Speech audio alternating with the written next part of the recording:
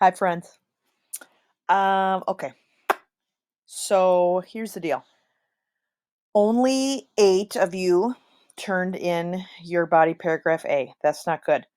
Couple of things that I want to say. First of all, get it in. Get it in.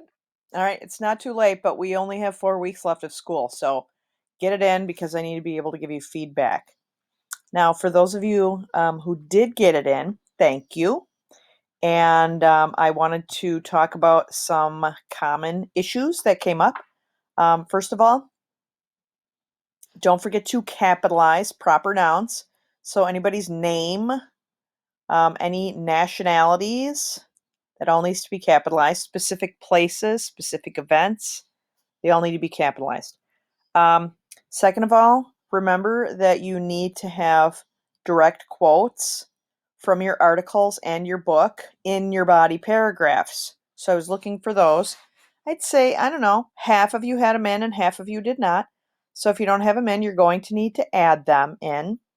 But the most important thing is don't just drop a quote in. Now, let me explain. What I mean is, so some of you, you pulled a quote from your article, and then you just like copied what was said, and then you put it in there as its own sentence. That's just called dropping a quote. You're not allowed to do that. So you have to say something like, um, the reason that um, the reason that Jewish prisoners lost so much weight during the Holocaust was because, comma, and then your quote, which says, Nazis only fed uh, the prisoners approximately 500 calories per day, comma, yet worked them for up to 12 hours per day.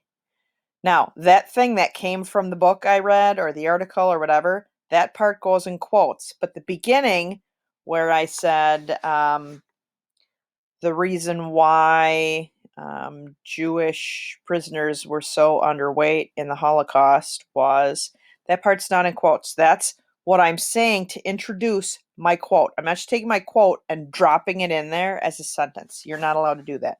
You have to introduce it with something. All right.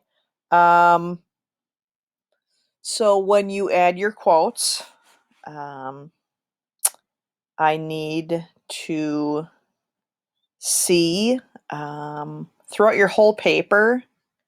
I'm looking for 6. Um, you have to have 3 or I'm not going to accept it. But you already got all of these. Remember when we did those sheets where you filled in information about the articles that you read? You pulled direct quotes. You pulled statistics. You pulled important information that you put into your own words. That's a paraphrase.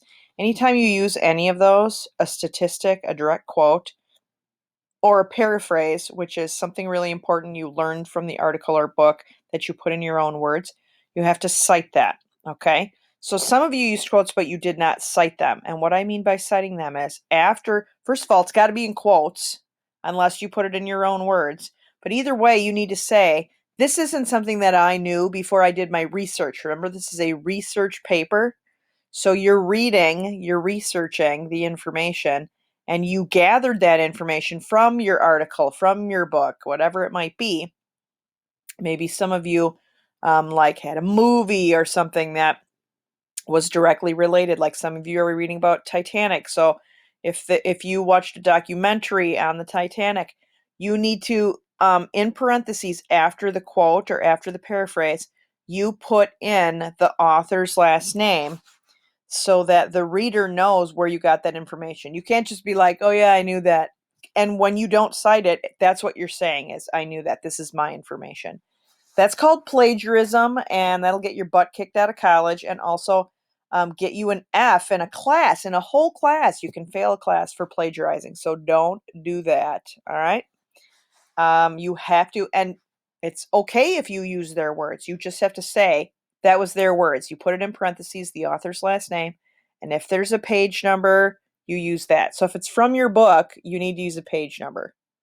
If it's from your article, you need to use a page number if there are page numbers. If there are not page numbers, then you don't. Remember, I have copies of your articles, so make sure that if there's a page number, you're using it. So if there was, let's say your author's name was Smith and you found it on page 14, you have your introduction to your quote, you have your quote. Don't put a period yet.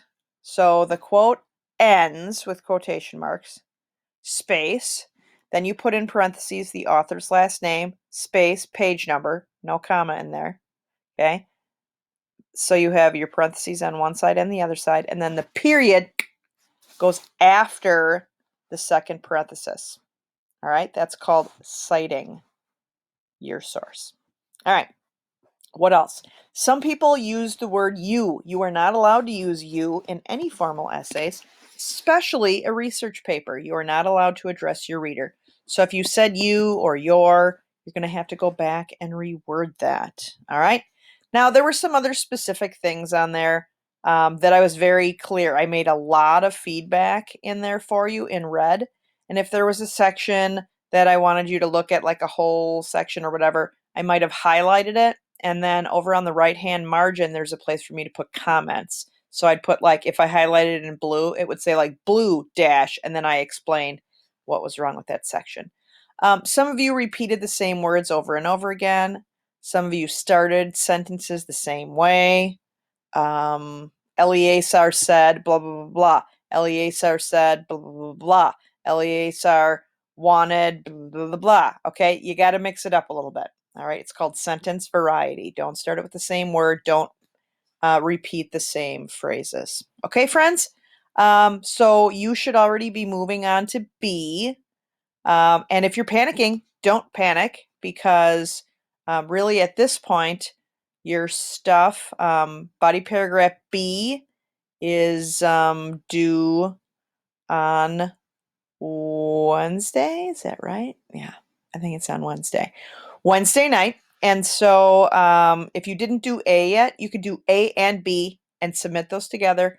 But get them submitted so that I can give you feedback on them. So you're going to get a final grade at the end of this. And that's in addition to the grade you're getting now. So some of you have a 0 sitting in there right now. Get it in so I can give you feedback, erase that 0, and give you points. All right, friends? Hang in there. We are so close to done.